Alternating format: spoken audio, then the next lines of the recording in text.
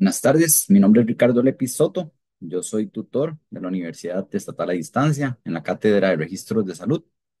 Hoy vamos a conversar un poco de lo que son los tipos de errores y depuración en Python, esto como material de apoyo para el curso de lógica y algoritmos. Bueno, para más o menos conversar un poco de los errores y depuración en Python, vamos a ver los tipos de errores que se nos pueden ir presentando a lo largo de nuestra codificación. Tenemos errores de sintaxis.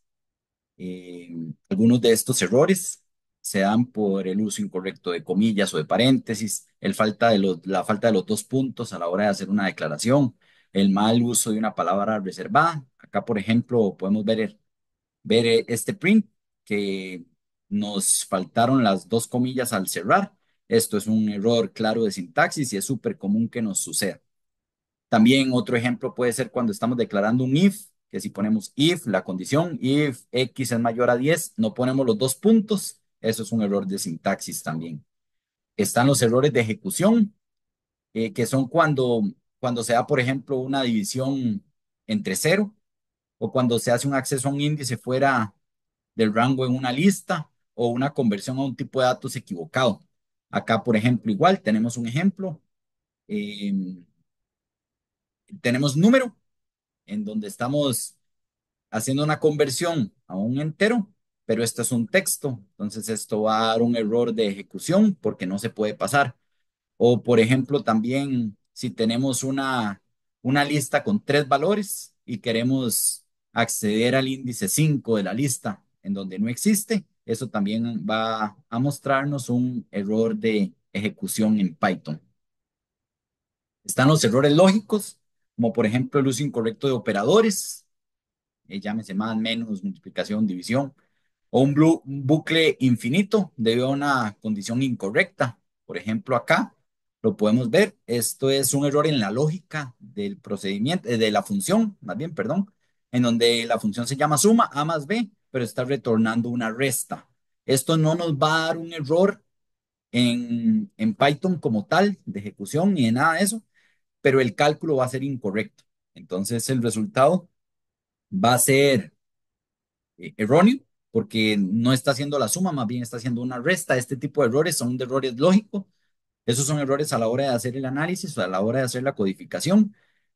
O por ejemplo, si también tenemos un while o un for eh, que no se acaba, entonces ahí nos va a generar un bucle infinito y eso nos va a generar un error lógico también. Están los errores de importación. Cuando nosotros hacemos importaciones de diferentes módulos en Python, esos módulos ya están predefinidos. Si ponemos por ejemplo, como en este caso, un import de un módulo inexistente, esto va a también generar un error y Python probablemente va a decir que el módulo no está definido y presenta el respectivo error en la pantalla. Después está el tema de la depuración. Existen varias técnicas de depuración. ¿Qué es depuración? Es la forma de ir ejecutando el código de una manera más clara para ir viendo el manejo de los errores o los posibles errores que nos está dando el código conforme se va a ir ejecutando. Uno es el uso de los mensajes de error, eso es ir interpretando cada vez que Python nos da un posible error, saber leer el error y más o menos llegarle. Eso se puede hacer igual copiando y pegando el error en internet y buscando un poco y ahí uno va desarrollando un poco su lógica y, y ampliando el conocimiento conforme se van generando los posibles errores, ya uno va conociendo cuáles son las posibles soluciones. Está el uso del print para la depuración. Cuando tenemos un bloque de código grande, podemos ir poniendo prints en medio de su ejecución para ir viendo en pantalla qué se va ejecutando, qué valor tiene una variable, cuál mensaje me está mostrando, si me entró en un bucle, si me entró en un bucle, si, por ejemplo, si tengo un condicional, si se me fue por el true, si se me fue por el false, yo puedo ir poniendo prints, ingresó en el flujo X, o esta es una condición falsa, me entró al ciclo, no me entró al ciclo, el valor de X es tanto, el valor de Y es tanto, el resultado es tanto, y así yo voy teniendo una ejecución clara, viendo en pantalla cada uno de los resultados para una mayor claridad a la hora de ejecutar. El try y el except para el manejo de errores. Esto se utiliza como bloques en algunos lenguajes de programación, también se llama try catch.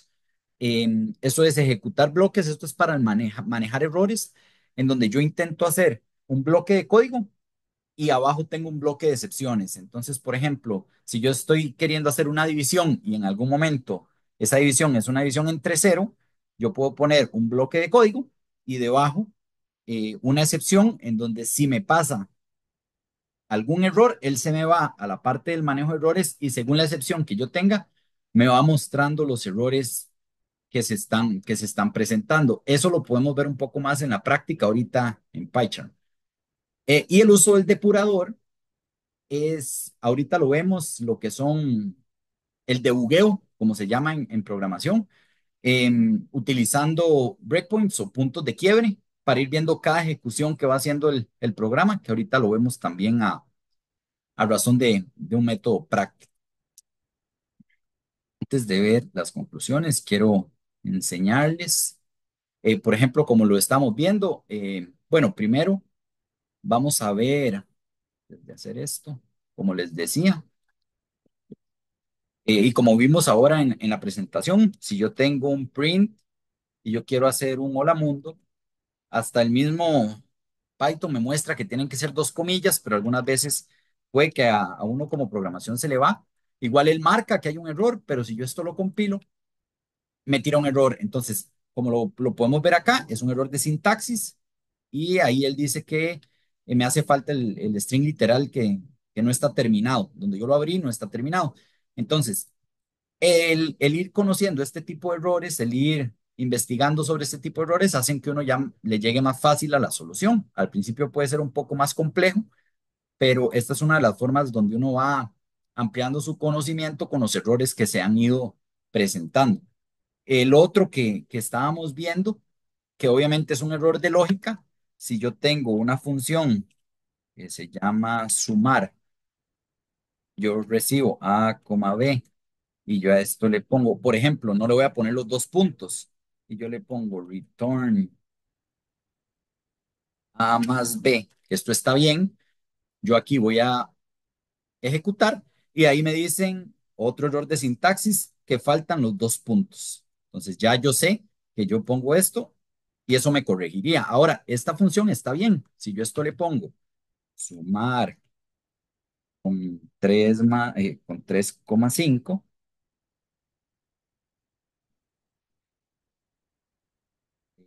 pongo aquí print el resultado de esto. Esto acá me ejecuta bien y me va a decir que es 8, pero si yo tengo aquí que esto es menos, como lo vimos en el ejemplo, esto me va a dar -2. Entonces, acá no hay un error de ejecución. Si ustedes ven, el programa se ejecuta bien o las sentencias se ejecutan bien, pero eh, la lógica está mal porque yo estoy diciendo que la función se llama sumar y no me está sumando, más bien me está restando.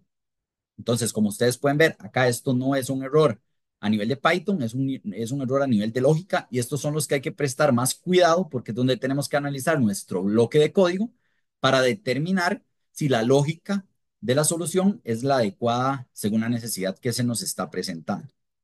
Después, viendo el tema del try except, como les decía, digamos, aquí es dividir números. Entonces, yo tengo un bloque try.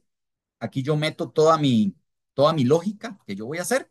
Y aquí en los excepts, yo voy poniendo las diferentes o posibles excepciones que se van presentando. Por ejemplo, si hay un error de valores, esto es si yo estoy metiendo, por ejemplo, letras y no es un número válido, entonces él me va a mostrar este error.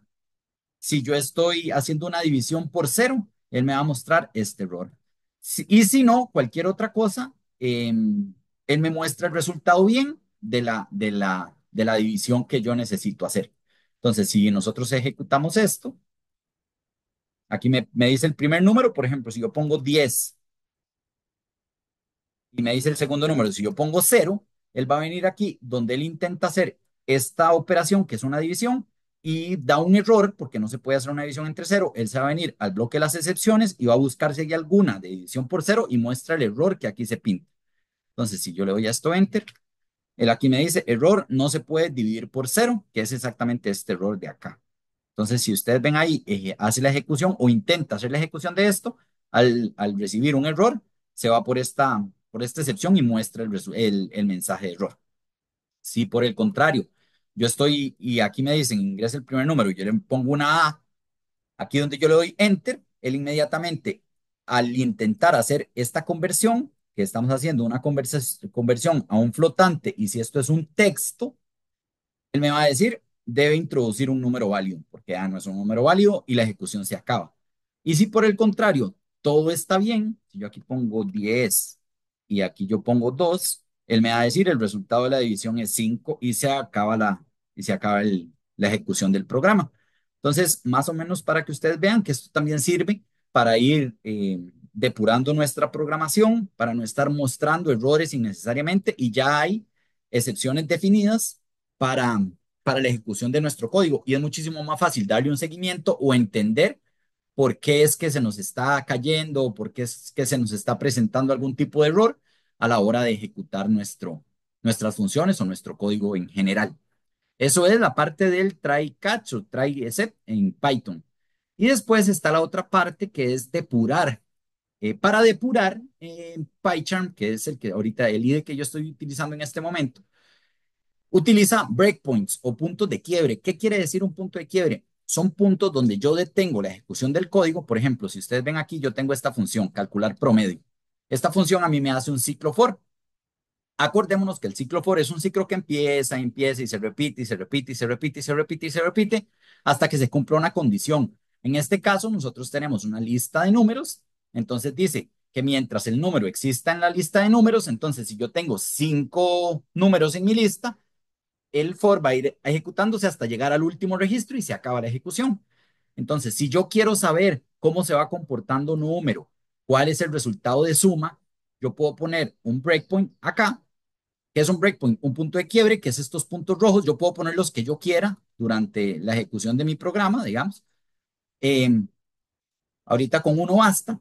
Y para ir viendo la ejecución paso a paso, yo le doy acá, no en el play o no en el botoncito ahí del triángulo, sino en el que tiene como una pulga o un book, digamos. Yo le doy acá que dice debug, él me ejecuta y él entra acá. Entonces, si lo podemos ver, ya ahora él me está ejecutando. Si vemos el llamado a mi función, vemos que yo lo estoy haciendo con la lista de números 10, 20, 40, 50. Y acá es donde yo voy viendo la información de la ejecución. Entonces yo tengo que lista números, que es esta, lista números. En este caso tiene 10, 20, 30, 40, 50. Acá lo vemos, 10, 20, 30, 40, 50. Entonces, para ir ejecutando, aquí tenemos estas flechas para ir avanzando en la ejecución del programa. Entonces, yo le voy a dar a la que sigue, entonces me pasa a la siguiente línea. Tenemos suma, que suma es igual a 0, es un entero, lo podemos ver acá. Y yo puedo ir viendo, yo puedo ir solicitando información de qué quiero ver. Digamos, si yo quisiera ver número, yo aquí tengo este espacio, yo aquí puedo poner número y le voy a dar más y él me lo agrega por acá. Ahorita número no está definido porque no ha empezado la ejecución del ciclo. Cuando yo le doy a entrar, número ya va a tener el primer valor de la lista porque ya entró al for. Entonces, si vemos, número tiene 10. 10 es el primer número de la lista. Y suma, en este momento tiene 0 porque no se ha ejecutado nada. Cuando yo paso la primera vez, resulta que ahora suma, como dice que suma es igual a más igual número, suma tiene 10 porque era lo que tenía número. Y al principio suma tenía 0, entonces 10 más 0 es igual a 10. Sigo ejecutando, él me vuelve a entrar al ciclo. Ahora el número, como lo podemos ver, pasa a 20. ¿Cuál es 20? El segundo número de la lista. Y me hace la sumatoria a lo que ya tenía. Entonces ahora suma, va a venir y le va a sumar a 10 lo que el siguiente número que era 20, ahora suma va a tener 30. Y si yo sigo para adelante, ahora ya el número va a ser 30 y aquí me va a sumar, entonces esto va a seguir aumentando el valor y ahora tiene 60. Y así sucesivamente hasta que se ejecute con el número 50, que es el último valor. Entonces ahorita el número va a tener 40, que es el siguiente número, me va a hacer la sumatoria, me la hace bien, resulta que pasa al siguiente número cuando yo vuelva a ejecutar.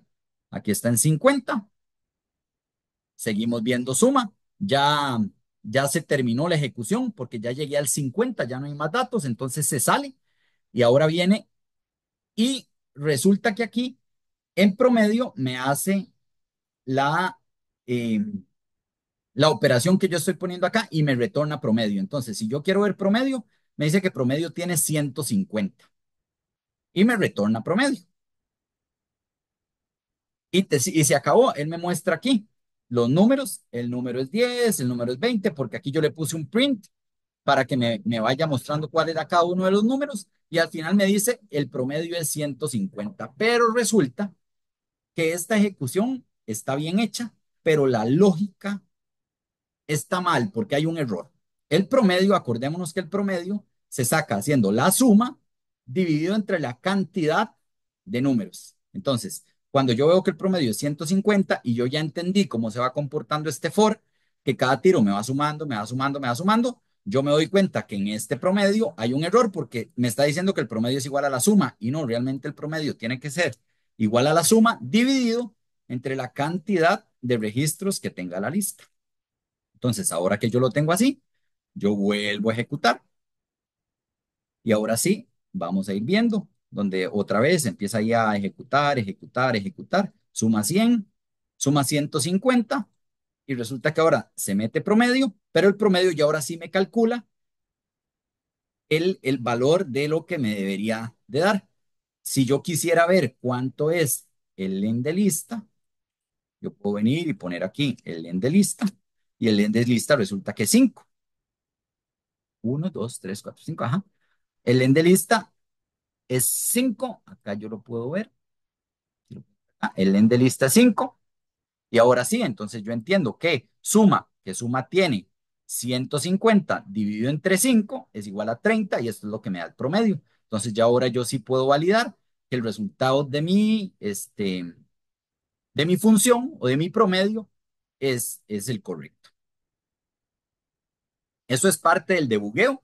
Esto, la práctica, es lo que nos va dando como mayor conocimiento, mayor facilidad, mayor rapidez, mayor entendimiento. Pero en resumen, así es como se puede ir depurando en Python y corrigiendo errores de una forma óptima.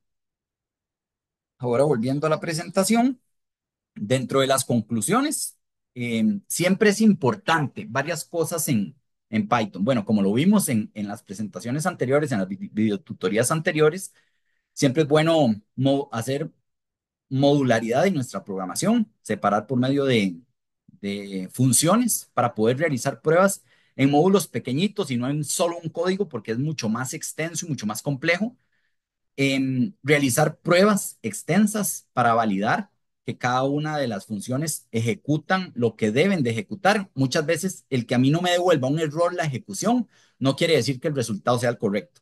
Entonces, como lo vimos ahorita, yo puedo tener una función que ejecuta todo súper bien, pero falta un cálculo o falta hacer algo. Entonces, siempre tenemos que enfocarnos mucho en probar para validar qué es que el resultado final es lo que nos están solicitando en el problema principal. Siempre es bueno tener un código claro y legible. La mejor recomendación que nosotros podemos hacer es una buena documentación, poner siempre en la definición de la función utilizada para realizar X, Y, Z por medio de X, Y, Z procesos, para que si en algún momento llega otro programador a revisar esa función y hay que darle algún tipo de mantenimiento, algún tipo de actualización, algún tipo de modificación, para él sea más claro y entienda qué es lo que hace esa función. Y después utilizar control de versiones. Hay muchos, por ejemplo, GitHub, que es uno de los que nosotros más utilizamos, para tener las versiones anteriores al cambio que nosotros estamos realizando. En caso de que se produzca algún error que no se pueda recuperar, poder volver a la versión anterior y empezar de ahí, ahora sí, a volver a analizar y hacer los cambios requeridos. Espero de verdad que esta guía les ayude un poco a aprender cómo ir minimizando la cantidad de errores y en caso de que pasen, darles una mejor, primero encontrarlos de una forma más fácil y después darles una herramienta para que puedan solucionarlos de una mejor forma. Muchísimas gracias por su atención.